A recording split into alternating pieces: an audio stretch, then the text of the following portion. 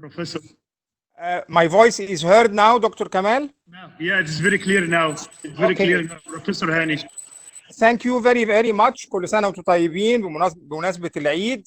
And it was really two very great sessions before since 5 o'clock. I think we are late. But I think the third session also is dealing with a very important challenge, which is the changing scientific research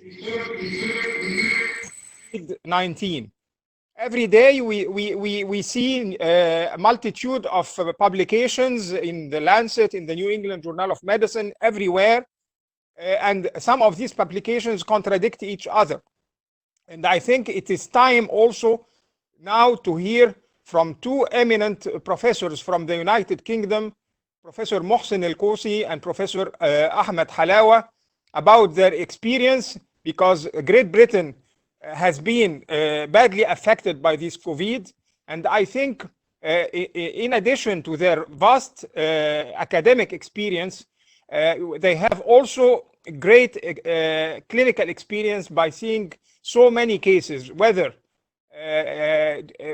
nephrology cases in general or transplant cases in particular. And I think they will enrich us in their first two presentations about this. And I will start by Professor Mohsen El-Kosi, who will speak about the antiviral treatment in the era of COVID. Professor Mohsen, please.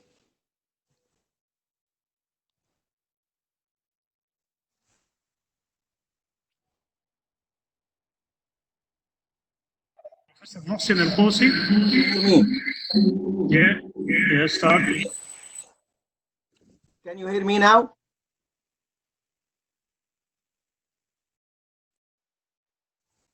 Your slides are ready, Dr. Mohsen? But what I'm saying is, can you hear me or not? Yes, the voice is clear. I can hear you very well. That's great. Fine. So thank you very much for this introduction. And happy Eid for everybody. كل سنة وانتم طيبين جميعا. I will start with this terrible disease that everybody is facing nowadays. And I will start by the brief history about it. The coronavirus is being described in the 1960s. And it is well known in the human being to produce a mild flu-like symptoms. Up until 2002, when the first epidemic started with the SARS-CoV. And the SARS-CoV has been the fatality rate was around 12%, and is being contained after maybe 1 or 2 years, and it was localized to China and the nearby countries. 10 years later, we have been faced by the MERS, which is similar to that. It's a bad coronavirus. And again, the mortality rate was more higher, 35%, and it was confined to the Gulf area.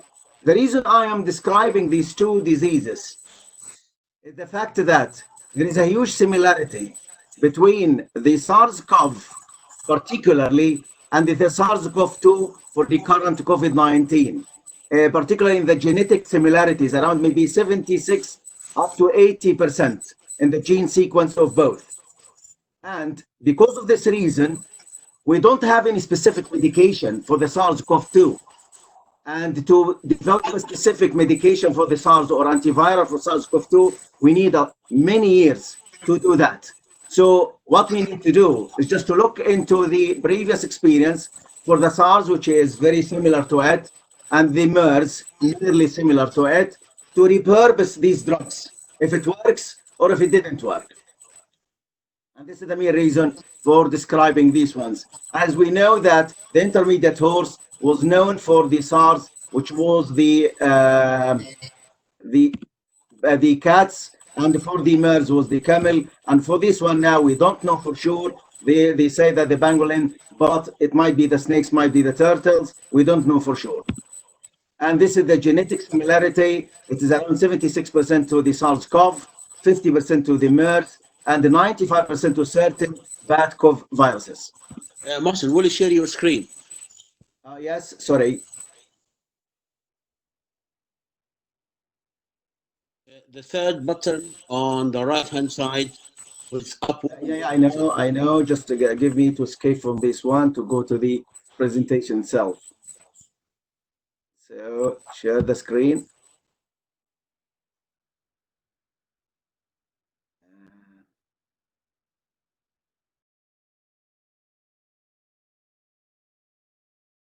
Can you see it now? No. Ah, yes, coming. Coming, yes. Sorry.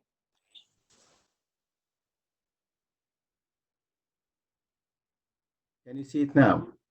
It's still coming, but it's still black. Any better? You can see Professor Kosi. It's okay now. It's okay. Yes, We now have it's here now.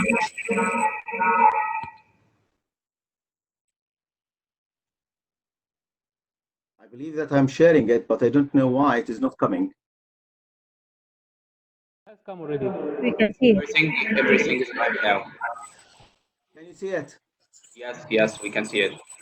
Continue, doctor. Please go on. Right, okay.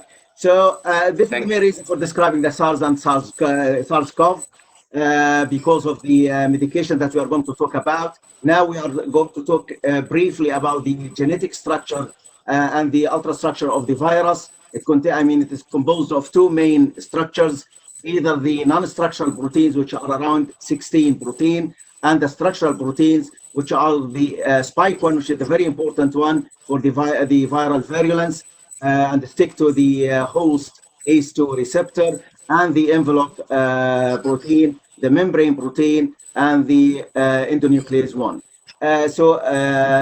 The polyproteins, which are the non-structural proteins, they are formed initially as a polypeptide chain, and they require a chymotrypsin and papain-like peptide protease inhibitor. So this, inhibitors will work on this enzyme in particular. So if we can work on this protease enzyme, which is split this polypeptide chain into the individual proteins of the virus, we can control the virus replication. The other important protein structure, which is the RNA polymerase, which is important and vital for the viral RNA replication. And these are the two main classes of the antivirals we are working on at the moment, either the RNA polymerase inhibitors or the chymotrypsin protease-like inhibitor.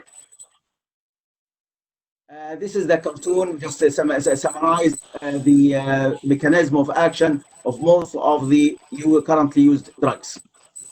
We will start with the dilemma of the chloroquine and the hydroxychloroquine. We're all familiar with the hydroxychloroquine, the anti-malarial used for the connective tissue disorders, particularly lupus and rheumatoid. Cheap, we know the safety profile very well. Has been proposed that it works on the SARS-CoV with the evidence on the in vitro studies. It can reduce the viral replication. It also intervenes with the viral entry, inhibiting the host receptor glycosylation of the host, the ACE2 receptor, and it also inhibits the endosomal pH. So the endocytosis of the virus will be inhibited as well. It's usually used for the prophylaxis and the virus entry or post-infectious, either pre-infectious or post-infectious. But now we have got a lot of problems about this drug. As we know that the Lancet has published a very important article last Friday with 96,000 patients across the globe. 15,000 of them, they either received hydroxychloroquine or chloroquine with a combination or without combination of azithromycin. And they found that no benefit whatsoever from using the hydroxychloroquine.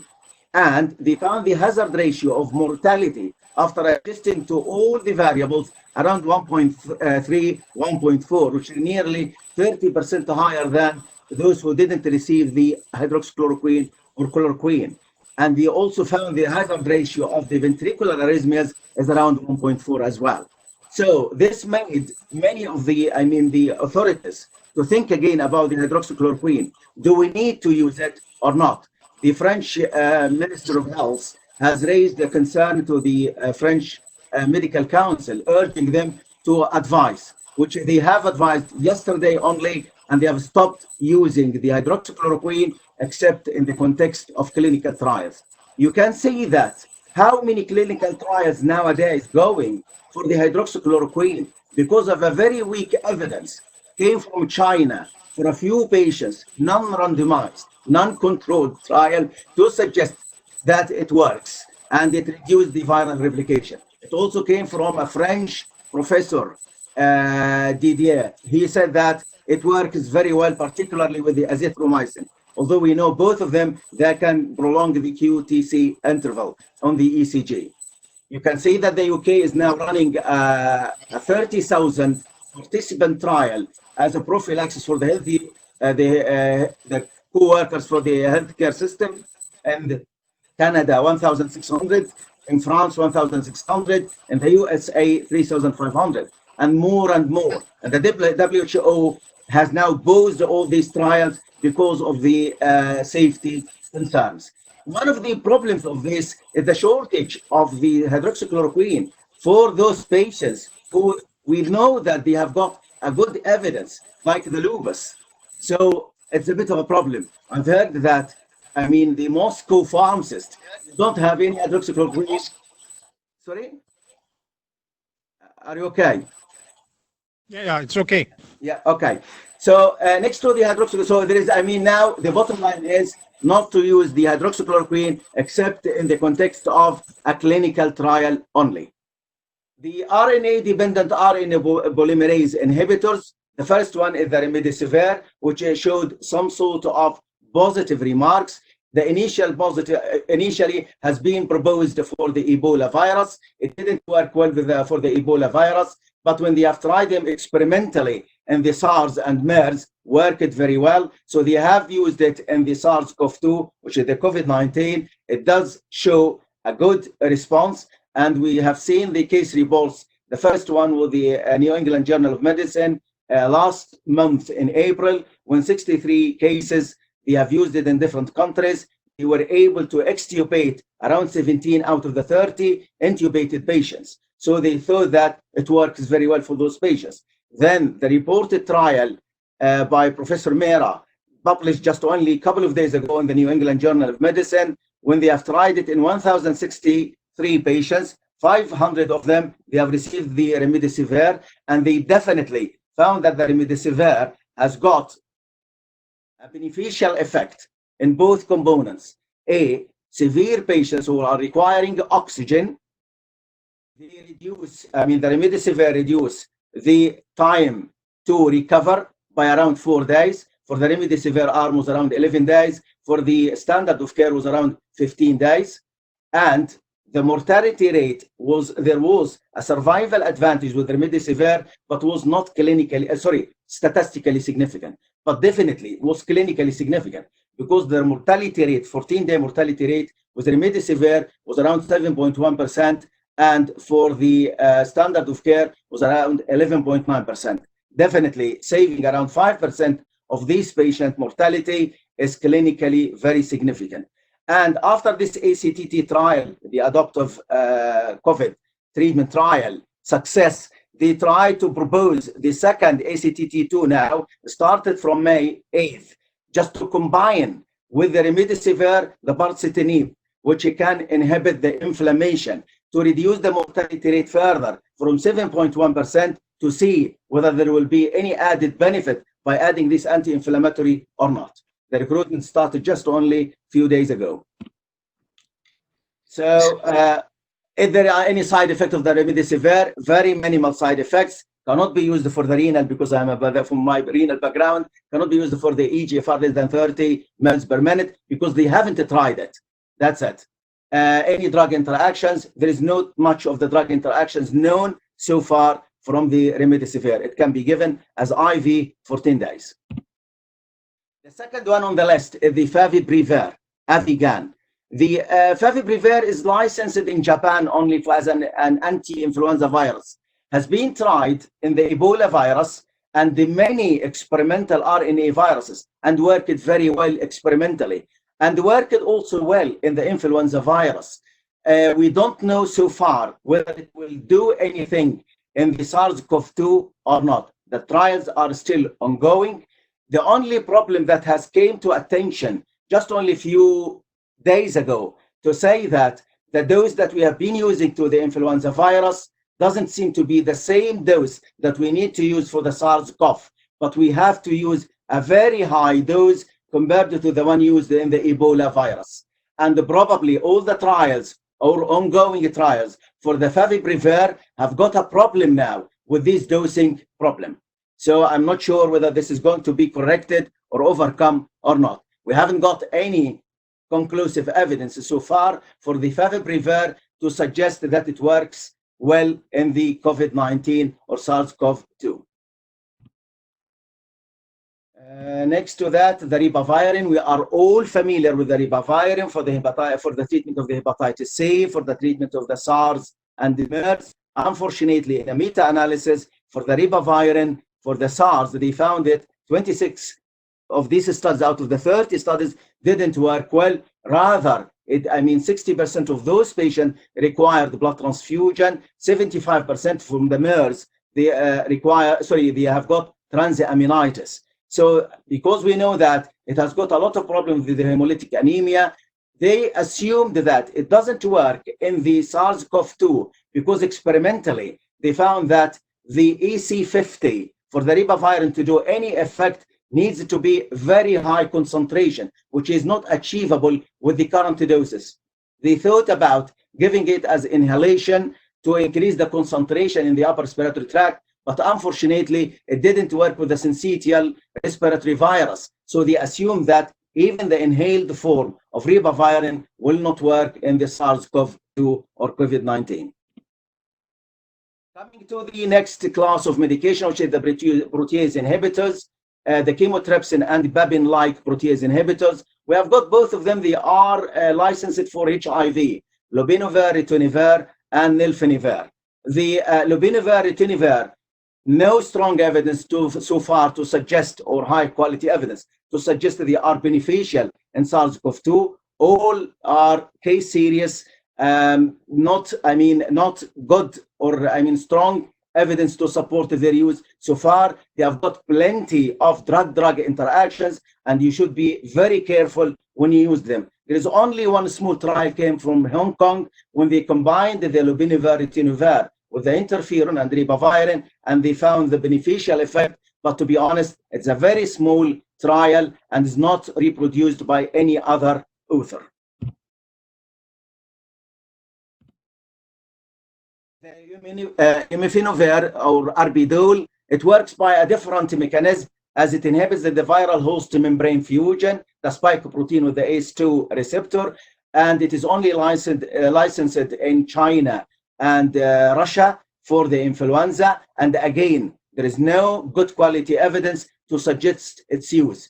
When it's compared to the lopinavir, ritonavir, it works better. When it's compared to the favipiravir was better in terms of reducing the fever. But we haven't got anything from all these antivirals to suggest any mortality benefit.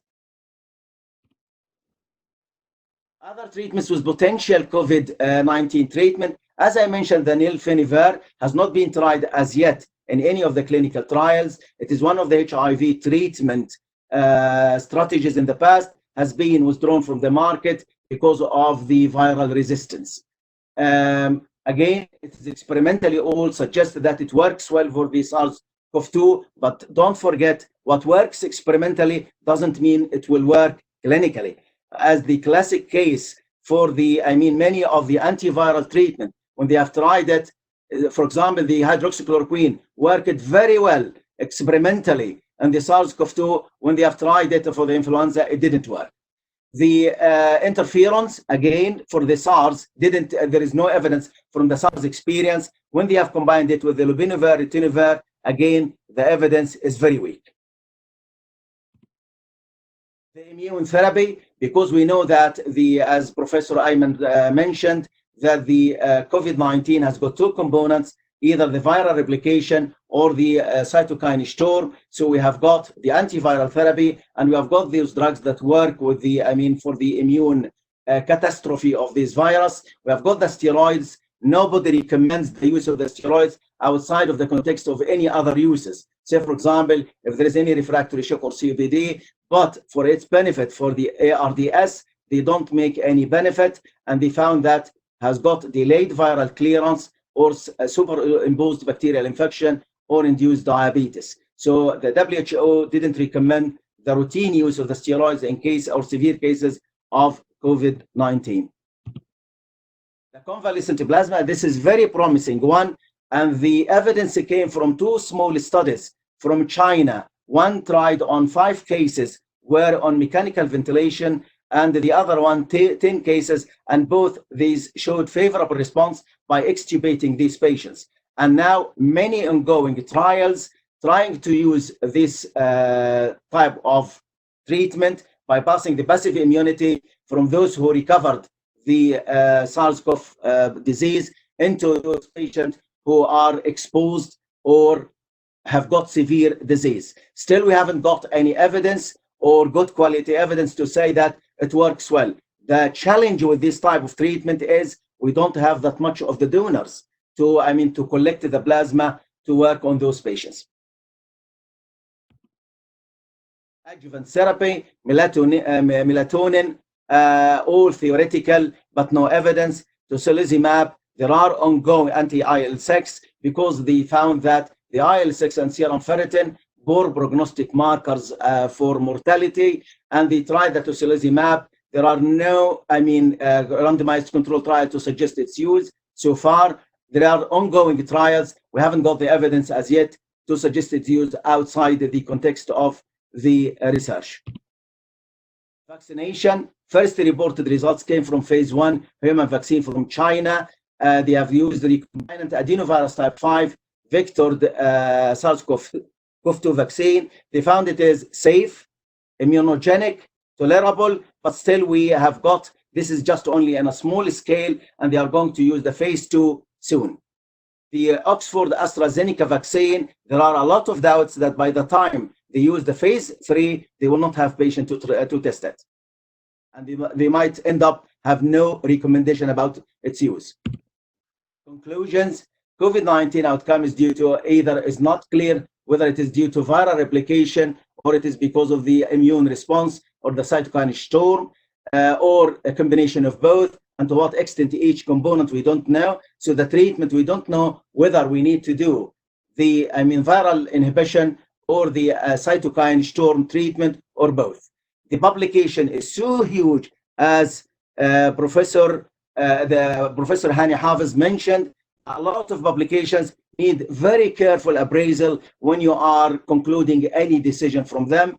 There are ongoing 1,000 clinical trials registered on the clinicaltrials.gov for the COVID-19, and nothing except the remdesivir for the severe cases who required oxygen. Thank you very much. Very, very much, Professor Mohsen, for presentation that covered all the aspects of treatment. If you allow me to ask you one question.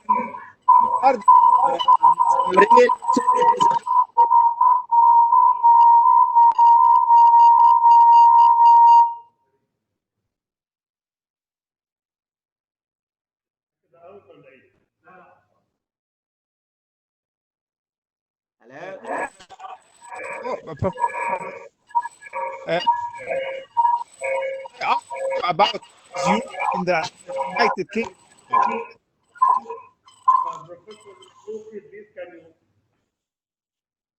I mean the approved protocol in the UK. Yes. I can. Thank you very much. I can take the heading of the question. There is no approved protocol for the treatment of COVID-19.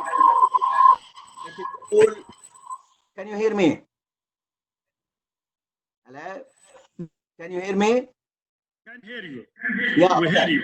Yeah, okay. So there is no approved protocol. It is all supportive treatment.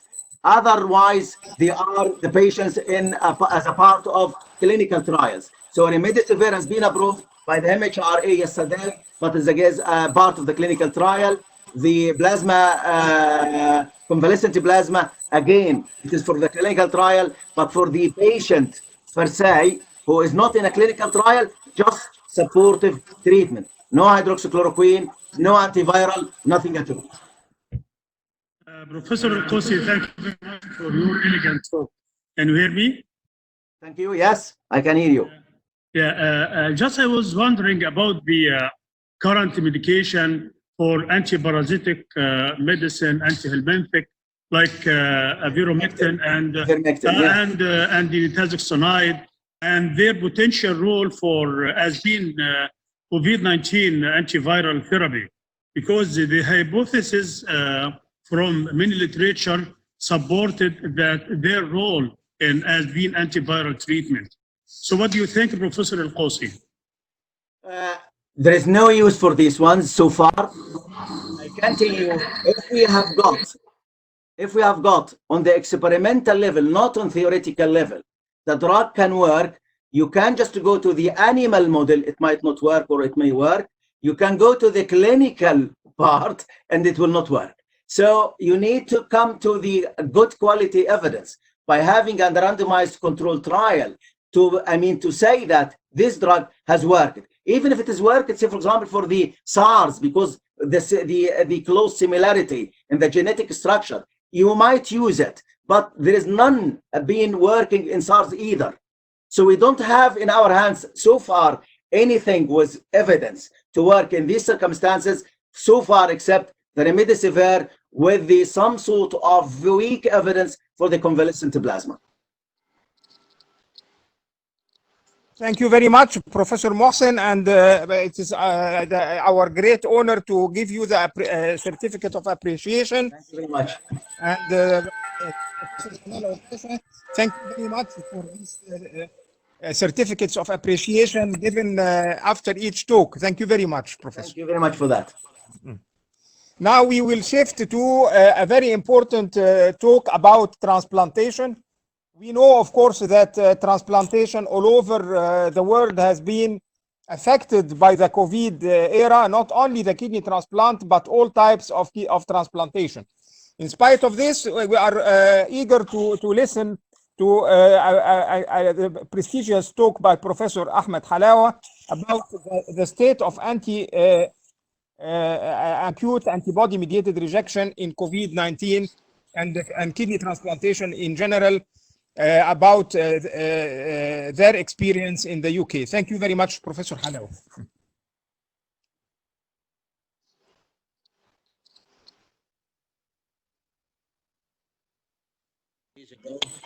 Great honor to have Professor Ahmed Halawa with us, and welcome you to our virtual meeting, Professor Halawa. Thank you very much, Professor Kamal. So my talk is, a summary of the previous talk, in addition to, few questions for open discussion, because as everybody said, there is no evidence. And when we had this case, we don't know what to do with it. But we have to start consultation again. So let me, how I can move the things here. Hello, I'm frozen. The first slide is appearing, but yeah, but I'm frozen. I can't move.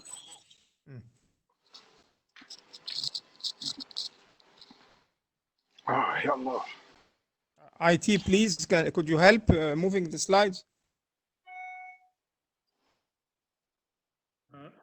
Can you reshare it, please, Professor Ahmed Halawa?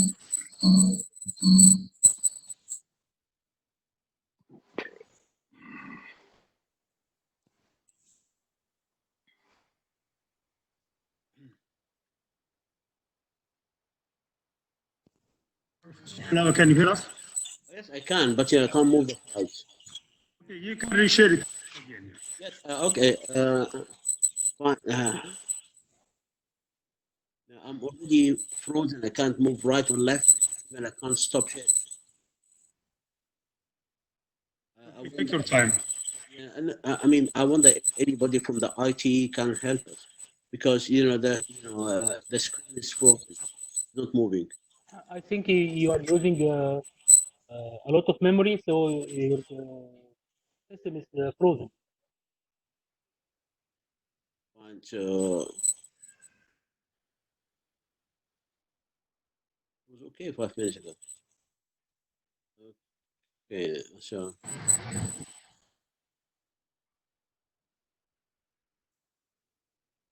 right. Do you mind? I will switch off and switch back again. Okay. And until then, we can, Professor Al-Kousi with us.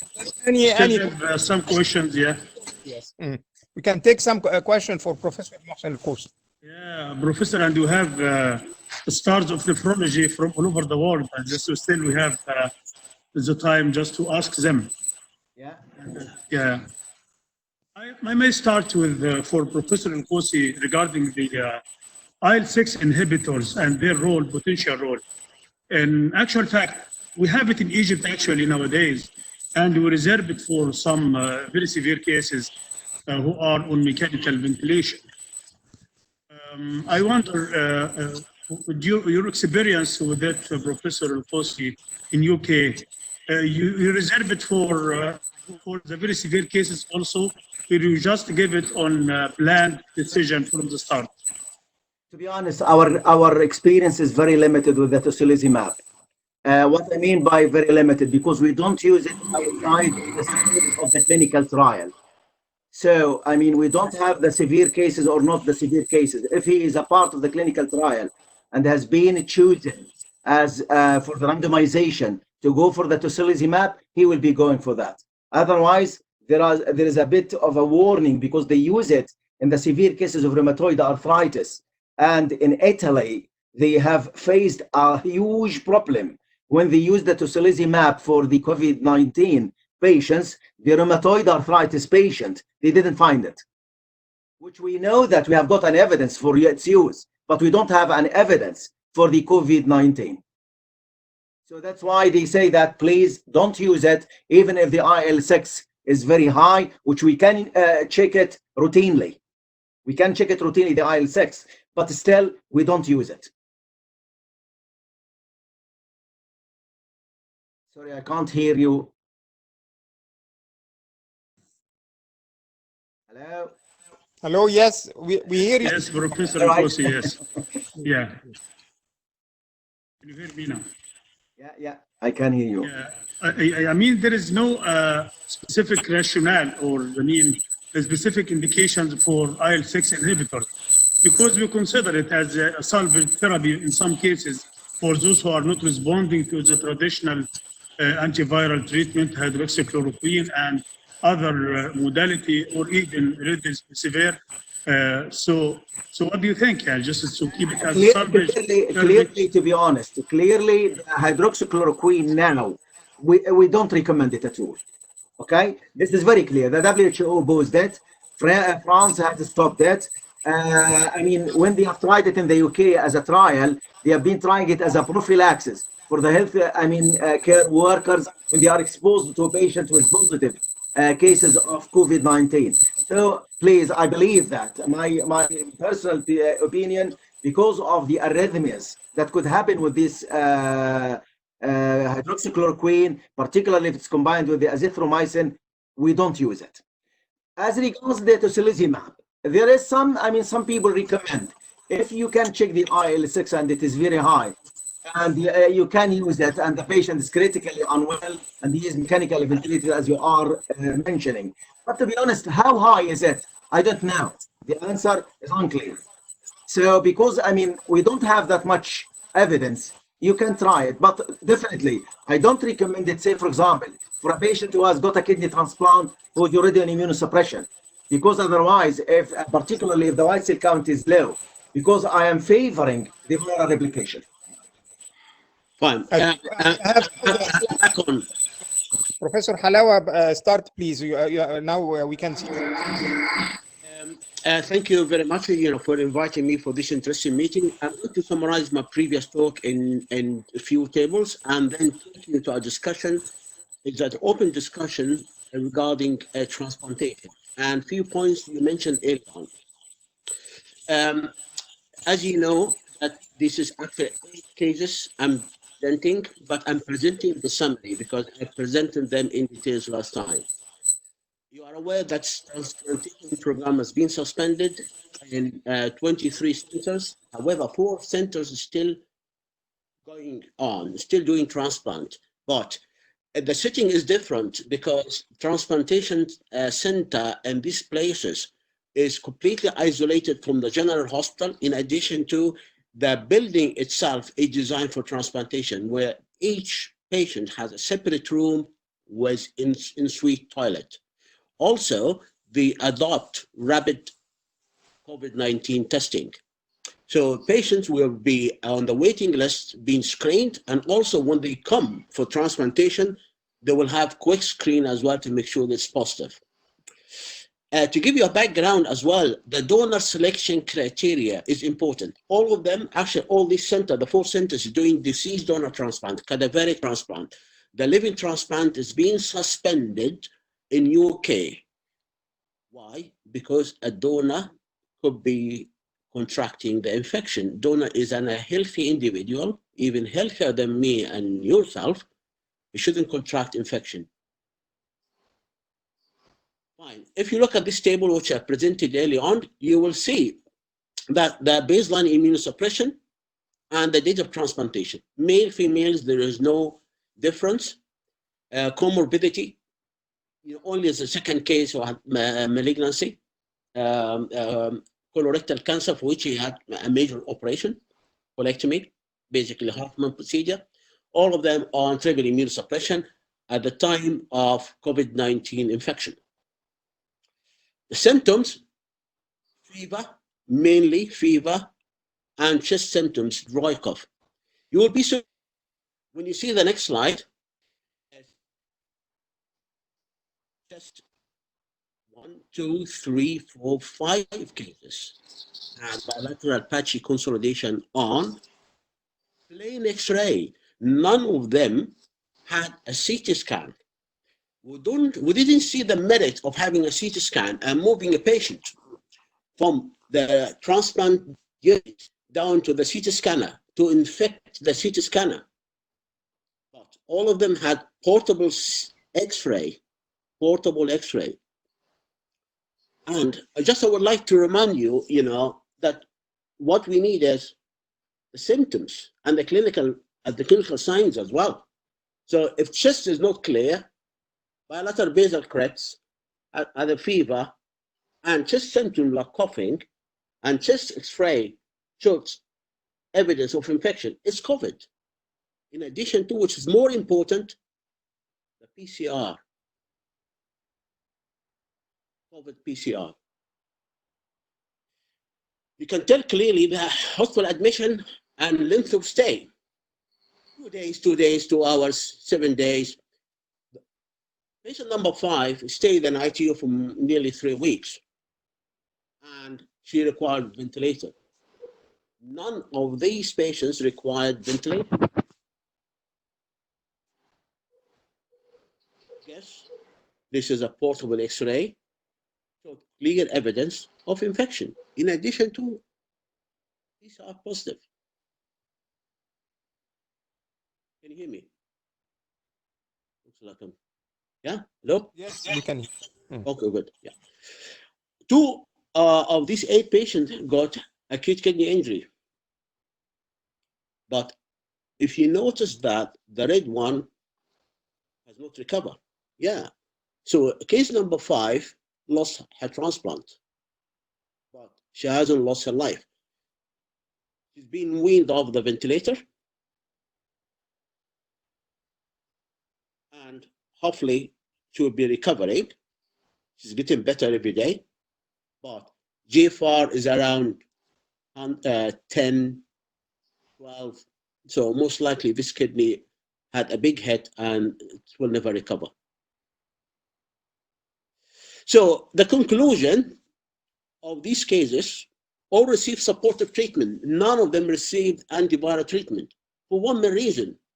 We don't know what to do. We don't have any evidence. One of my colleagues was talking about tocilizumab. Actually, sensitivity is poor.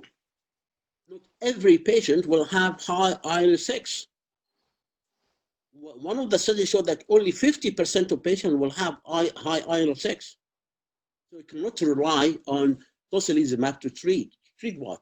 Who hasn't got IL-6, to treat? The symptoms of transplantation, colleagues who deal with transplantation, they know very well sepsis is very bad in immunosuppressed patients. But surprisingly, these patients didn't behave that badly as expected. It could be the immunosuppression ameliorated the cytokine release syndrome. We don't know. It did not look different from general population. Lymphopenia is a common feature in all patients. Ferritin and CRP are high. I would like to remind you, ferritin is acute phase protein. So high, so what? But we have the CRP, which is a lot easier to do. We found eosinopenia, but we don't know the significance of eosinopenia. Is it a marker of infection? A prognostic factor? We don't know. All of them have short hospital stay except one patient. And, one of them actually stayed for 2 hours, got better, PCR is positive, he feels okay, we'll send him home. May present with AKI, 2 out of 8 presented with AKI. We did not measure IL-6 regularly. The only patient who measured IL-6 is the one who went to the ITU.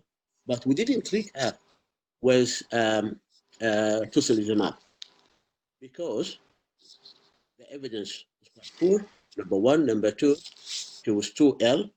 Number three, the main reason of ventilation in our mind is aspergillosis, because she got aspergillosis in the lung.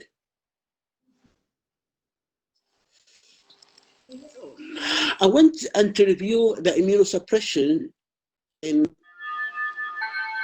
COVID-19 infected patients. As Mohsen mentioned, actually there's no evidence to support giving large doses of steroids. And actually, the WHO recommended against routinely administering systemic corticosteroids in patients with COVID-19. So it's clear not to use it. MMF. The data are quite conflicting. In vitro studies show promising effect. However, in vivo, didn't show any promising effect. Actually, it does more harm. So it's better not to use it if you are not sure. And this is why we didn't use it. We didn't know whether it's effective or not. We thought it might help if we stop it, we'll clear the virus rapidly. Tacrolimus. Tacrolimus is a hot issue here. Tacrolimus has antiviral effect. It looks like it may ameliorate the cytokine release syndrome, but again, there's no evidence.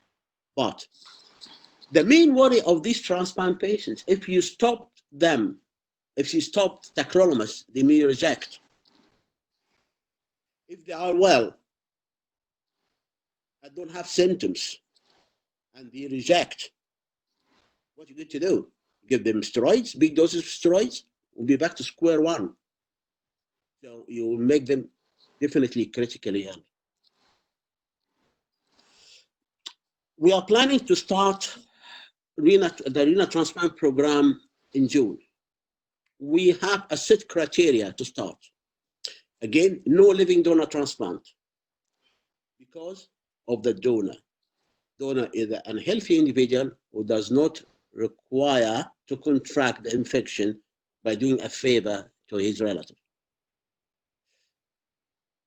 Young deceased donor transplant with excellent function. So the donor is a deceased donor and has to be a well-selected deceased donor. Immunologically low-risk recipient. Basically a zero DR mismatch. We set a criteria of CRF, which is calculated pan-reactive antibody less than 85. But actually what we selected is 0% non-sensitized, first transplant, and compliant patients. They've been swapped on the waiting list. That waiting list now reduced from 220 to 33. All of them being swapped before we put them on the list. BMI less than 30, don't need a complex transplantation. Private room in a clean ward. Very clear instruction, no visitors. Before listing these patients, we explain to them that there is a small chance of contracting the disease. The risk will never be zero. So the points for discussion is hospital isolation for PCR positive patients. The main aim in UK here is to protect the health system from crashing. And this is what lessons, the few lessons we have learned from Spain and Italy. What happened in Italy, the health system crashed, the community crashed. In Spain, the same. Maybe this is the only thing we have learned. CT scan, again, I'm not treating a CT scan, I'm treating symptoms, I'm treating patients clinically. And I don't like to spread infection across the CT scanner. We didn't see any merit from PCR to confirm viral clearance because we send them to go home, isolate at home, and educate them, teach them. Stay at home to protect yourself and protect your friends, the public. Antiviral treatment, again, as Professor Kosi mentioned, there's no evidence to support any antiviral treatment. None of them were given antiviral treatment. The recovery, all of them recovered, except one with the kidney hasn't recovered. Again, there's no merit from hydroxychloroquine. Actually, the WHO yesterday a memo that hydroxychloroquine being the trial hydroxychloroquine being stopped. Hope for remdesivir when it is available. No other fancy medicine, just supportive treatment and clinical monitoring. Thank you very much. Thank you very, very much. Very elegant presentation. And I think we have time for one or two questions, please, for Professor Halawa. Yes, please.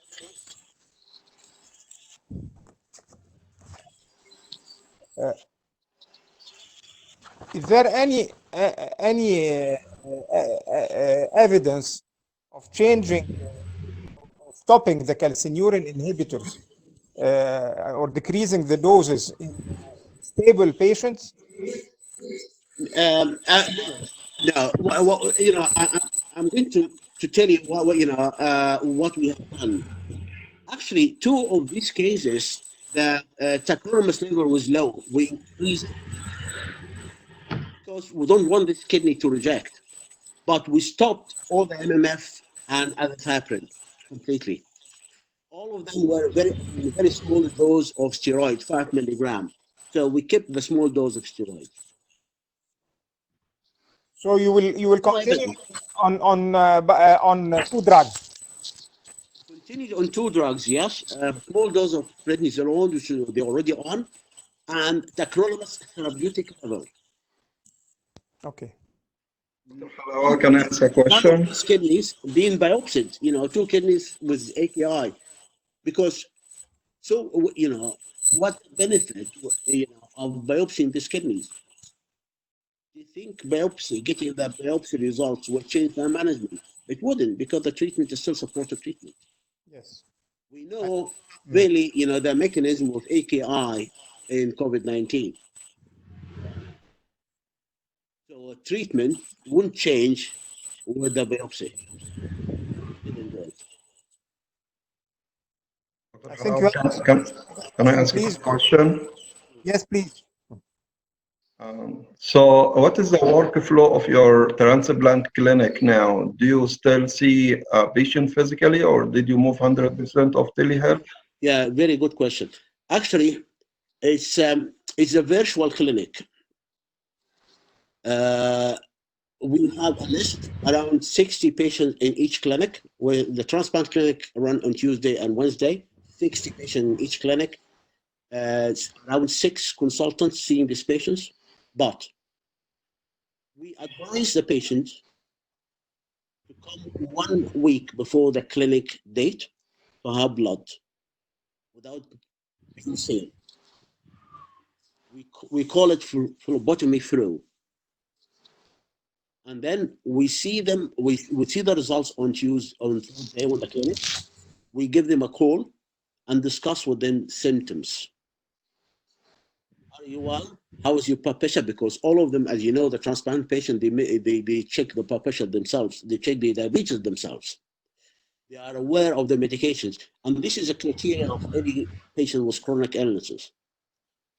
And then we monitor the medication, or all the medication already on the system. So if we saw the clearance level is low, we'll advise them to increase, or high with you reduce. Pressure is not well controlled. So it's a virtual clinic. Thank you very much, Professor Halawa. It is our, Still, I have a question. Just last question. Again, for the tocilizumab for severe cases of acute on top of chronic allograft nephropathy. Does it work for those patients? Because this is the main indication in transplant, actually. I mean, about in the COVID era transplant patient with acute on top of chronic rejection. Fine. Lucky enough, none of these patients had acute rejection. But two, assume that one of your patients, it happens, especially the one transplanted recently a month ago, coming back to you with rise creatinine. And this is, you have to treat it as if no COVID, isolated, hostile isolation. Still being treated with pulse steroids, biopsy, and pulse steroids. So basically, the treatment rejection wouldn't be different. There's COVID or no COVID. But you take precautions in terms, make sure that he's completely isolated in the period of treatment. And the isolation is home isolation, not in hostile isolation.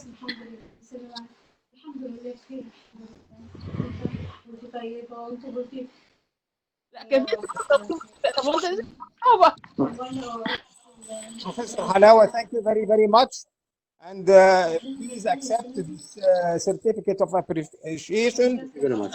And we are delighted by your talk about transplantation nowadays. Thank you very much. We can now move to the third presentation. It will be by Dr. Cade, who will speak about the lines, COVID-19, the lines of attack. Dr. Yusuf, please. I think you are low to the presentation. Yep. Hello, Professor Hani. Yes, please. Hello. Good evening, everybody.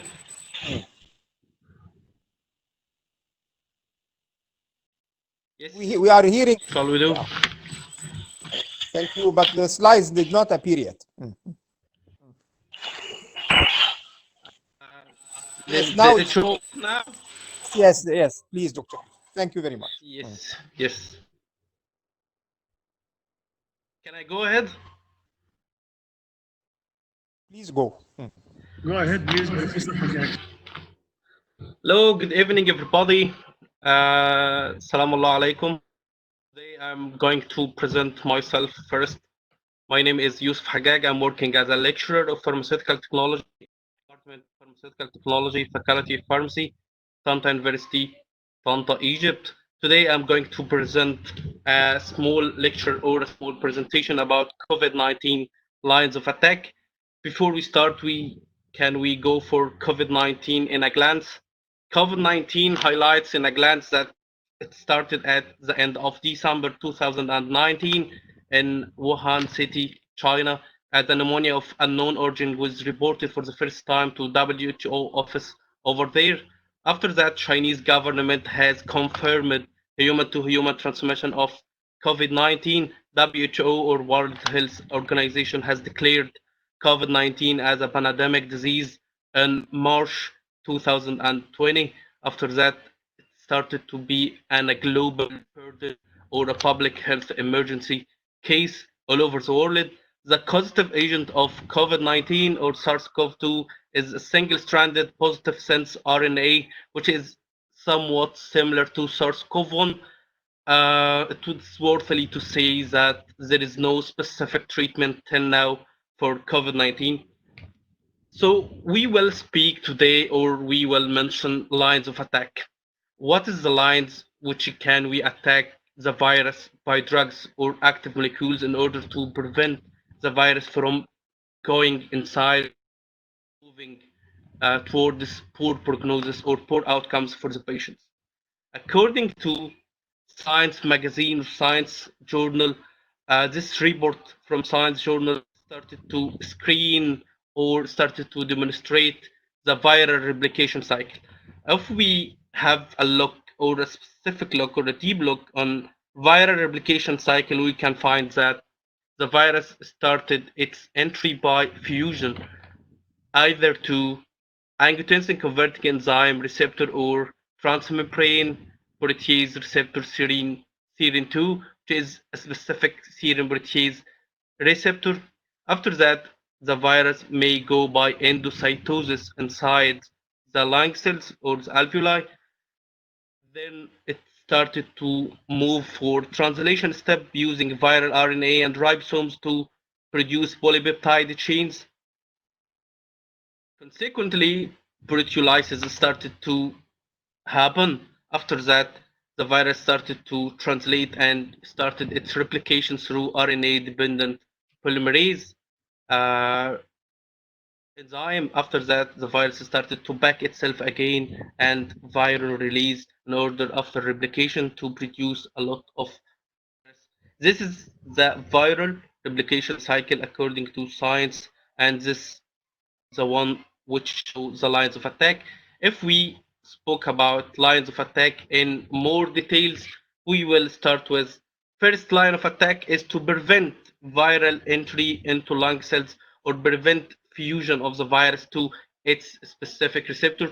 We have two specific receptors for viral entry. The first one is angiotensin converting enzyme 2, and second one is transmembrane protease serine 2 receptor.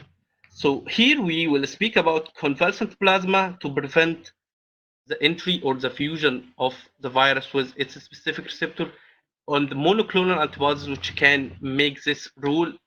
So we will speak about prophylaxis or preventing the virus from entry.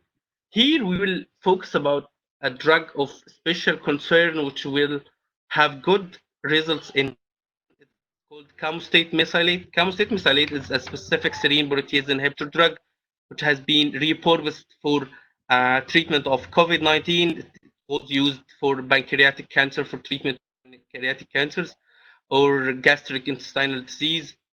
But here, camostate mesylate proved that to prevent the fusion of SARS-CoV-2 with TMPRSS2 receptor, so it prevents viral inside the lung, so it can block entry, so it can block the viral replication cycle from the start. But virus can go inside the cells by endocytosis.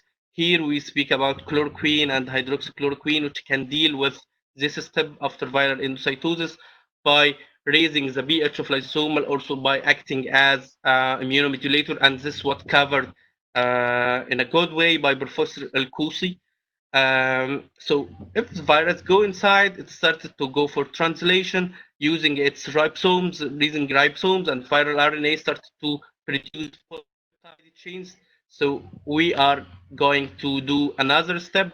The replication cycle is proteolysis. Proteolysis, here we speak about specific antiviral drugs which has been proved for antiviral activity in HIV or Ebola virus, it's lopinavir and ritonavir. And this was covered also by Professor El-Qusi in a good way.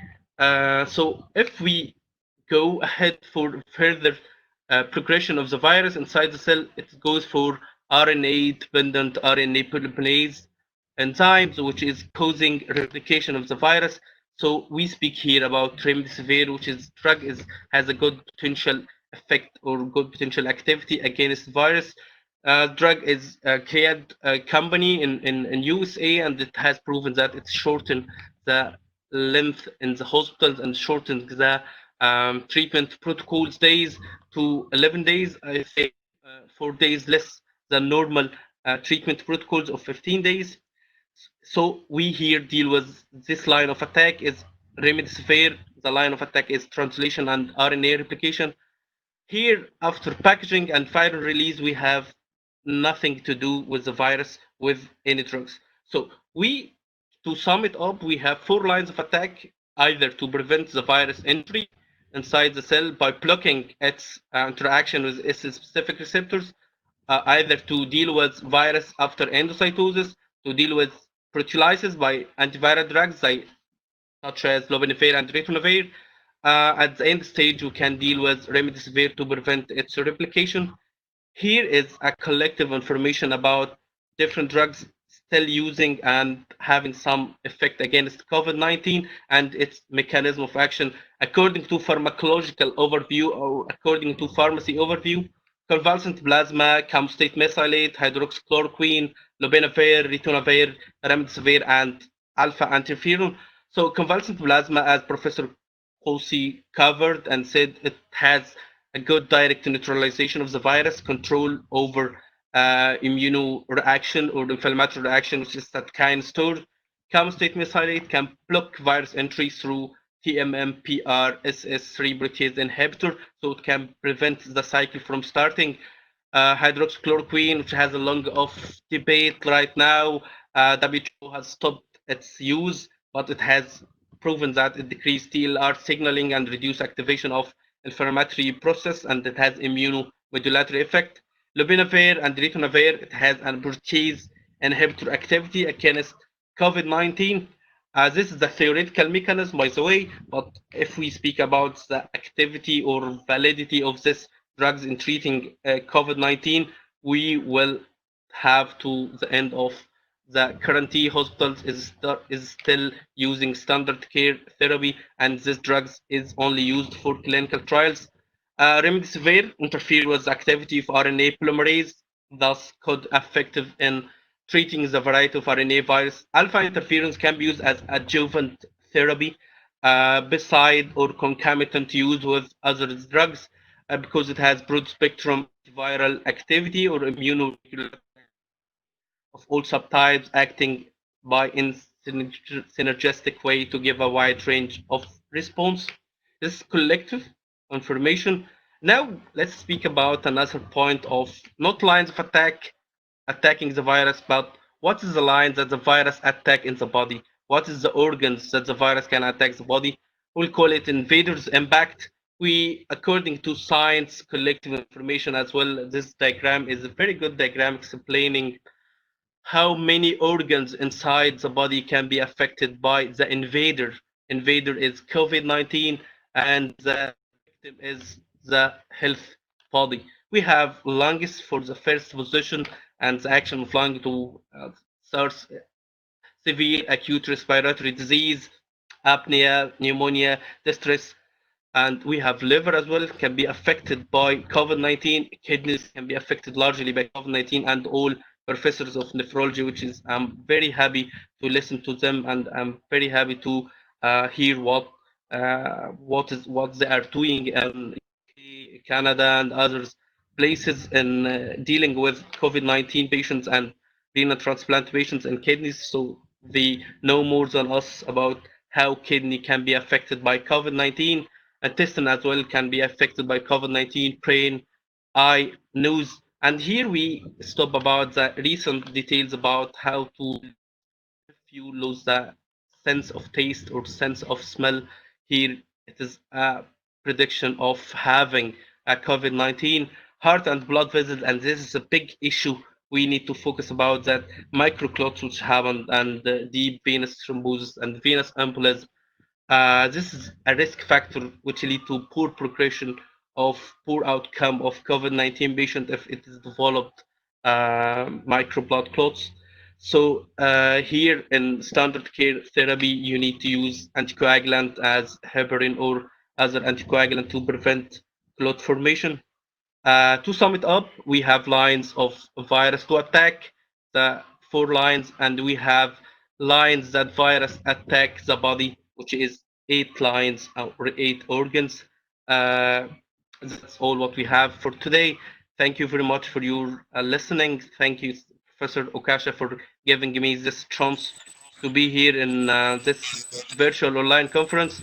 Please stay safe, stay home, and God protect Egypt, and God protect all of us. Thank you very much. Thank you very much. Very elegant presentation, Dr. Youssef. And it's our... Professor Hani. Thank you very, very much. For the sake of time, we will proceed to the next presentation and we'll make the questions at the end. Now, Dr. Lamia Madbouli will give us a talk about the pathogenesis and the vaccine challenges. Of course, we are waiting for the vaccine and we are waiting for the talk of Dr. Lamia, please.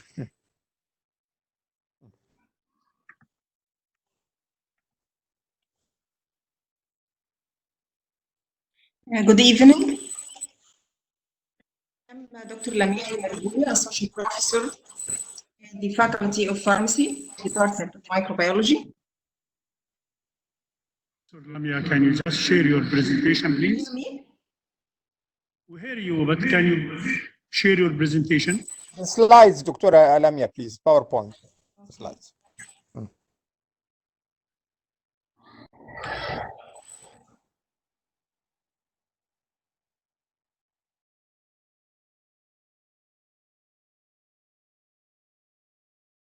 Until Dr. Lamia give her presentation or show her presentation, it's my pleasure actually to congratulate and thank the pharmacy team, faculty of pharmacy team, for their, for collaboration in doing 3 studies.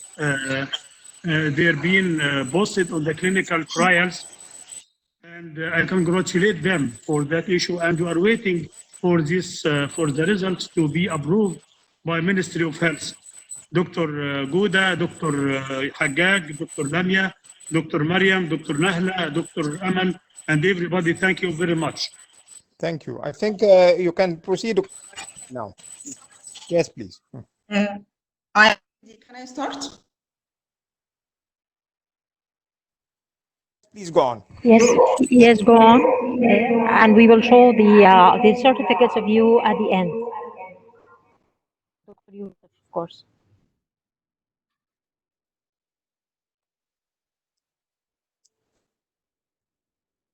Please start, Dr. Lamia. Your slides are present now. Okay. COVID-19 pandemic, pathogenesis and vaccine challenges.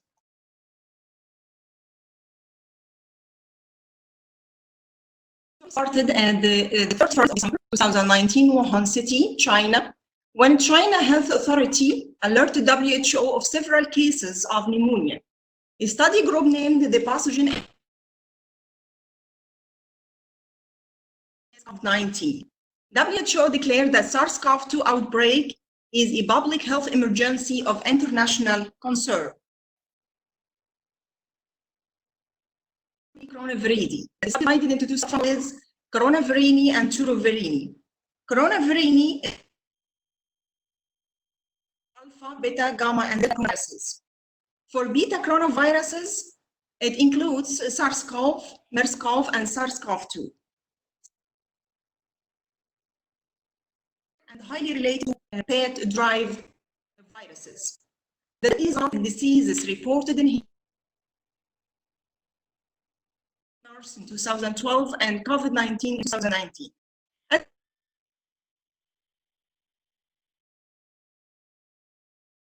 Are transmitted from pets to to an intermediate host that adapted to the terminal host. As you see, the structure of SARS-CoV-2 composed of a core containing RNA surrounded by a then an envelope containing the spike protein S protein that facilitate the entrance of the virus into the pneumocytes. Pathogenesis and immune response. The pathogenesis starts with the transmission of the viral particles person to person through contact via respiratory droplets. When an infection is inside the lung, the alveoli lined with type 1 pneumocytes that function in the gas exchange and type 2 pneumocytes that function in surfactant production. This is a target of SARS-CoV-2. On the surface, the particle bind with ACE2 antigen converting enzyme, which is an integral protein that facilitates the entrance of the viral particles inside the pneumocytes by the help of ACE2 receptors that are present in abundant amount. Following entrance by endocytosis, the uncoating process occurs, releasing the genetic material. The genetic material undergo a couple of things. First of all, direct translation using the host ribosome into viral proteins, and also replication via RNA-dependent RNA polymerases. Following a viral assembly, release of viral particles out of the APC or antigen cells, processed, displayed, and then provoking immune response, either humoral or cell-mediated. Inside the alveolus, the pro-inflammatory mediators like interleukin-1 beta, TNF-alpha, and others reach the bloodstream, causing vasodilation, capillary permeability, and so causes alveolar edema due to the accumulation of the fluid in the interstitium as well as the alveolus, reducing the surfactant. The reduction increasing the surface tension, resulting in collapse.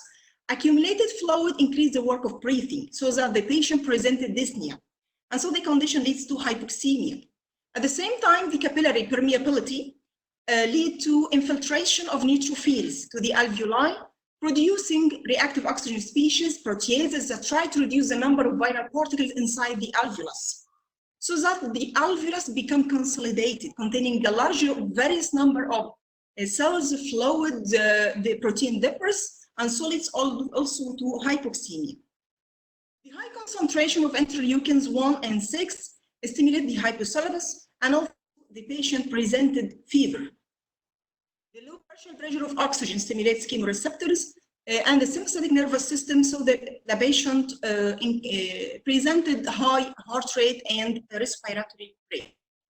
The cytokine storm, septic shock, hypotension, low perfusion to multiple organs, and so multiple organ failure. Also, the patient can present disseminated intravascular coagulation, which is a hypercoagulable state. What about vaccine challenges? Challenges include ensuring that the vaccine is effective and safe for humans, providing long-term protection, protecting older people, mass production, and global availability. More than 90 vaccines are being developed against SARS-CoV-2 by research teams in companies, universities across the world, trialing different technologies. At least 6 groups have already begun injecting formulation into volunteers, and others started testing in animals. Vaccine development process is long and laborious, although the urgency associated with coronavirus vaccine, but there is a stepwise process that must be followed. Summarized, as you know, the vaccine production process starts with research in vitro tests on the causative agent, then preclinical preparations on the animal. That takes normally 2 years, when accelerated 6 months. Then extensive clinical trials on large number of humans, phase 1, 2, and 3, that normally takes up to 5 years, but when accelerated 1.5 years. Then the approval stage by FDA normally takes 1 year, when accelerated 6 months. The manufacturing stage normally 2 years, when accelerated 3 to 6 months. Then the distribution that normally takes 3 to 6 months, when accelerated 1 month. So that the vaccine production process takes normally 8 years. But the extra of COVID-19 forced authorities to accelerate the vaccine development process using the cutting-edge technologies like genome mapping to be 12 to 18 months. The following is the nature of the graphical guide explaining the vaccine design. As you know, vaccine aim to expose the body to an antigen, maybe the whole virus, viral vector, nucleic acids, protein-based vaccine. As you know from this bar chart, a large number of the vaccine in development focus on the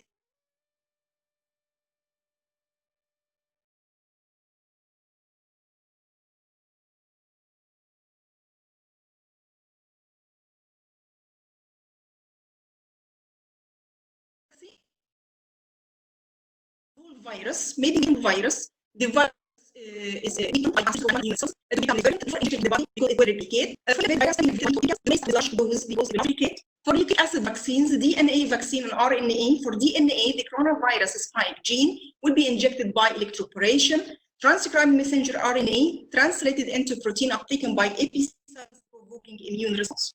For RNA vaccines, should be encased in lipid coat before injection into the body, and this will be the most promising one because it will respond quickly in this outbreak.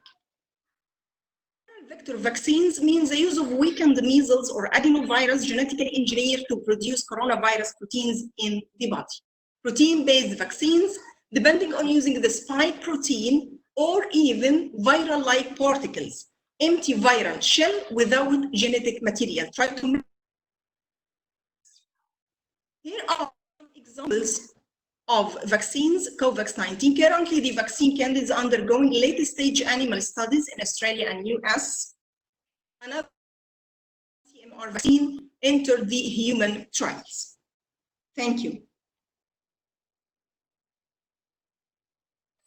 Thank you very much for this very updated talk about vaccines, and we hope that this period will be shortened because all the world is awaiting for the vaccines.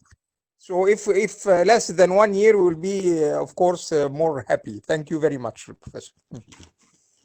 Now we will move to the last talk of the presentation, and if we have questions, it will be at the end. Now it will be Dr. Ahmed Gouda presenting an update on potential COVID-19 pharmacotherapeutics. It will be drug repositioning. Yeah, is it clear now to others? See my first introductory slide. I think.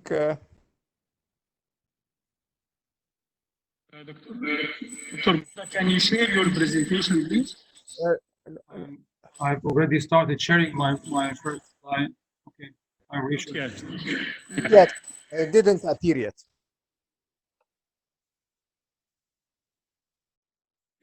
Now it's starting to share, yes?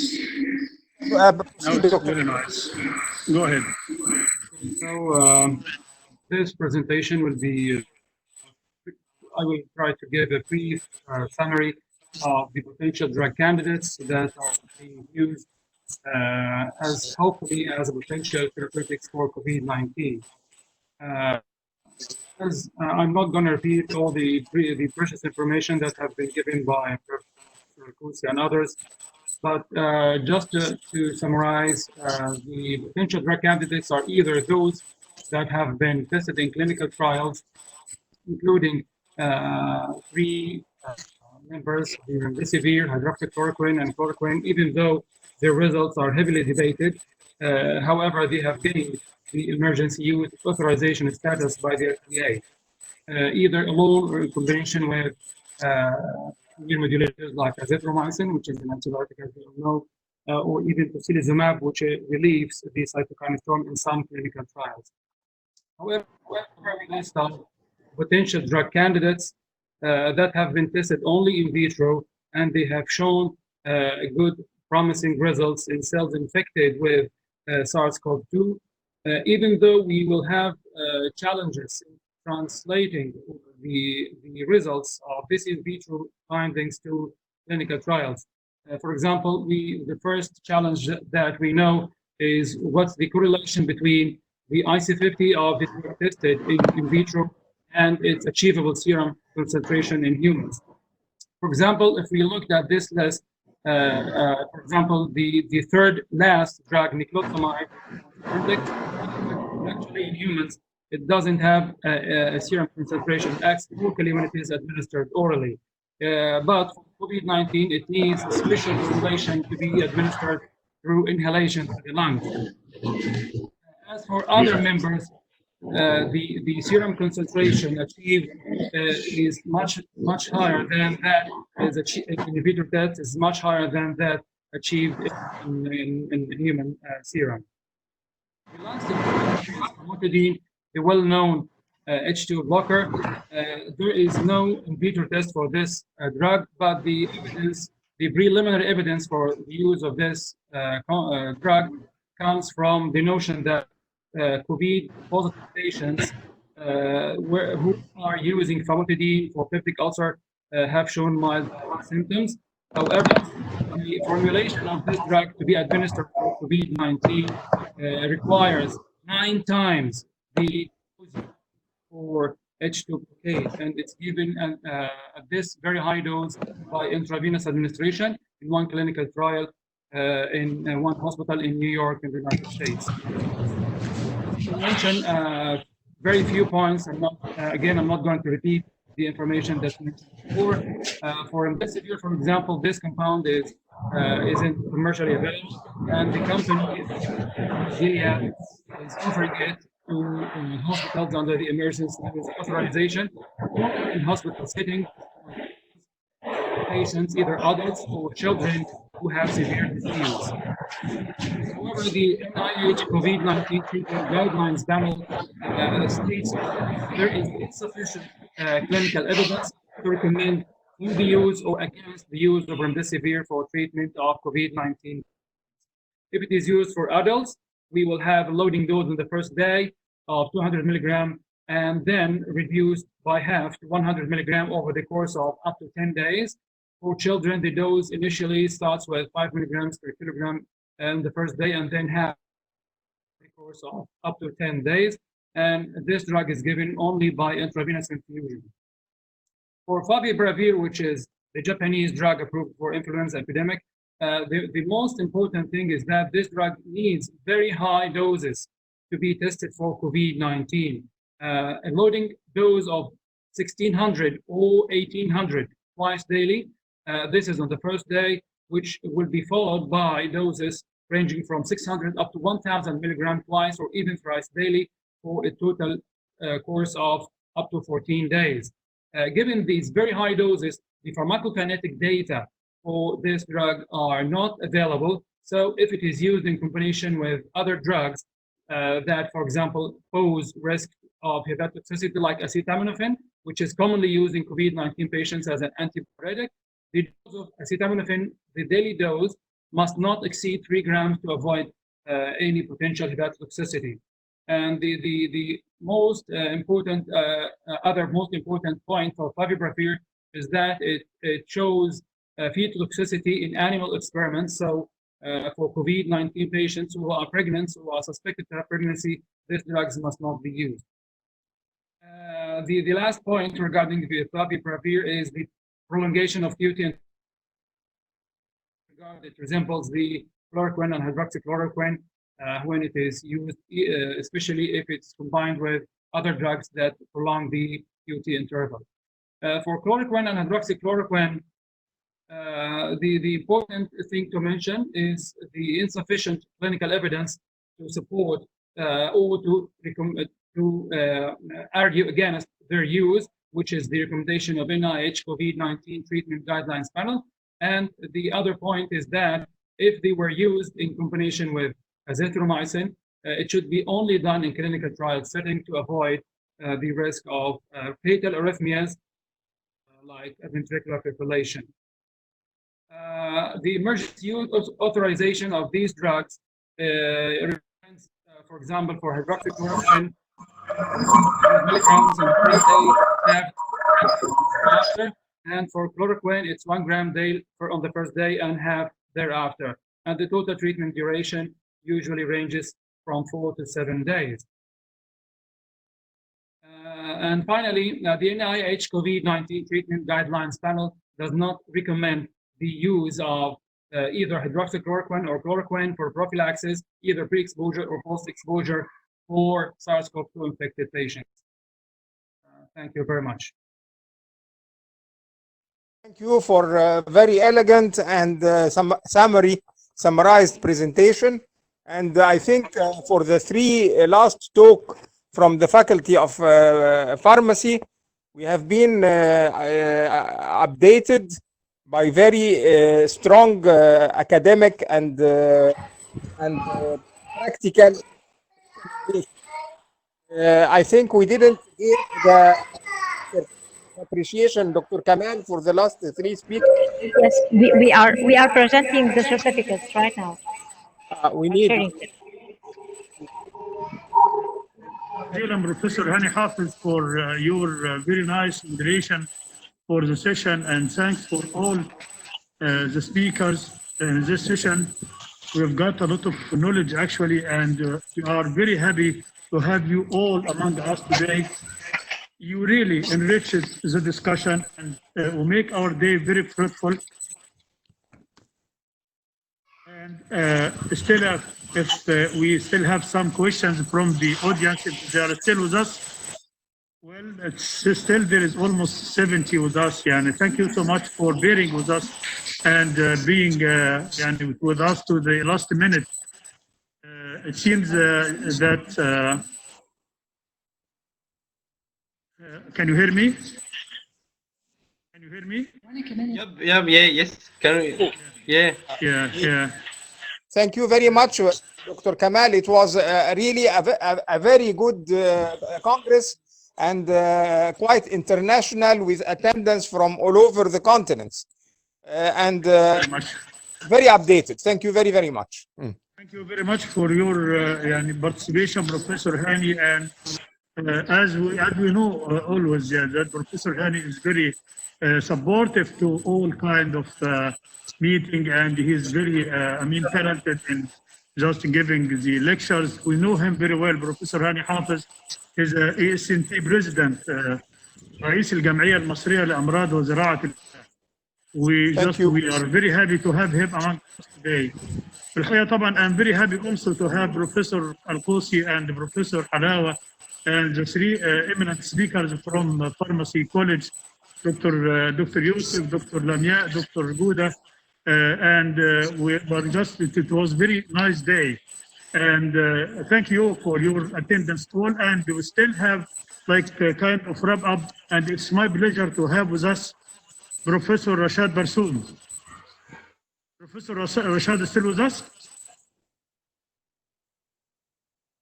Professor Rashad Barsoum? Professor Rashad with us?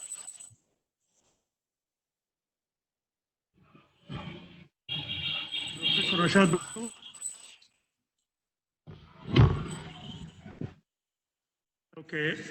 Okay. And now it's time to wrap up and just give the conclusion of our today.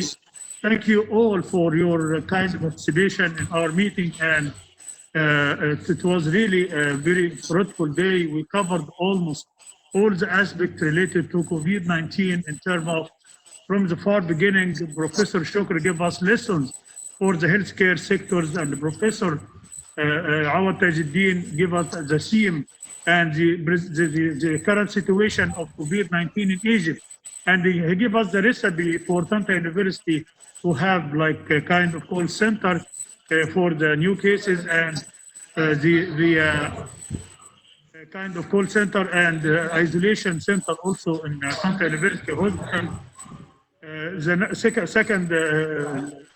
The second session was just presented interestingly, the CT COVID-RAD or CORAD in the diagnosis of COVID-19. Professor Javier Naira and Professor Michael Renkler give us their talk about AKI and the 3D BBE equipment, and it is a new era for personal preventive equipment. And in the third session, we just have heard very nicely the current current therapy for COVID-19 from Professor Fosi, and he presented elegantly the current medication, and he just stressed on the, that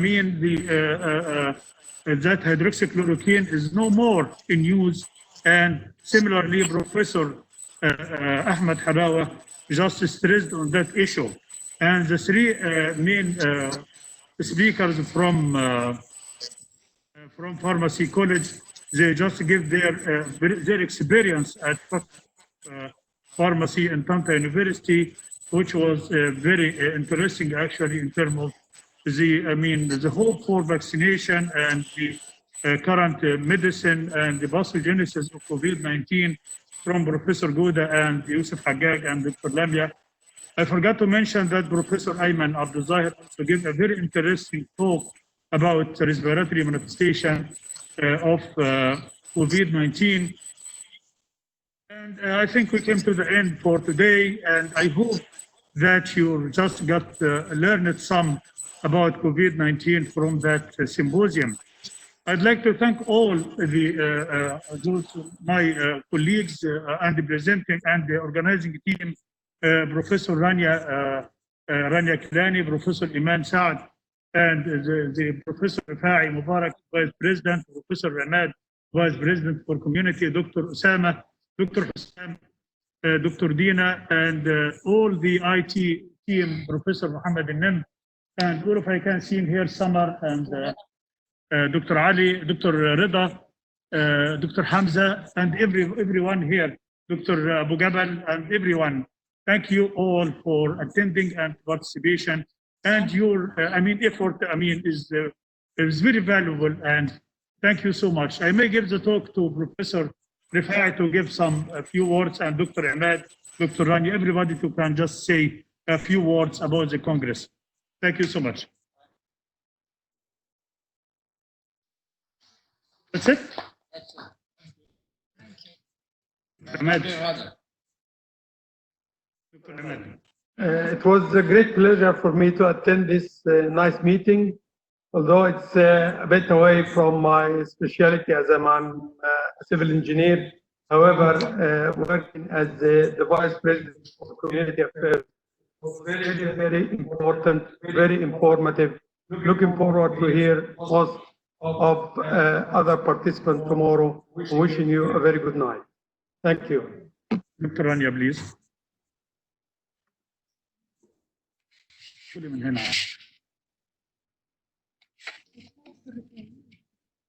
Dr. Iman, can you say a few words, please?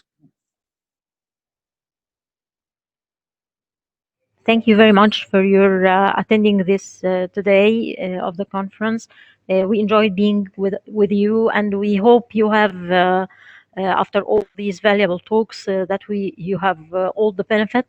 And we hope for further improvement in our coming virtual conferences, and we hope we will see you tomorrow.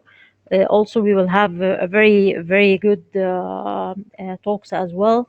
So we hope you can join us tomorrow as well. Thank you. Thank you so much. Thank you very much for attending, and wishing you the best, and looking forward to see you tomorrow. Okay. Thank you so much, and good night.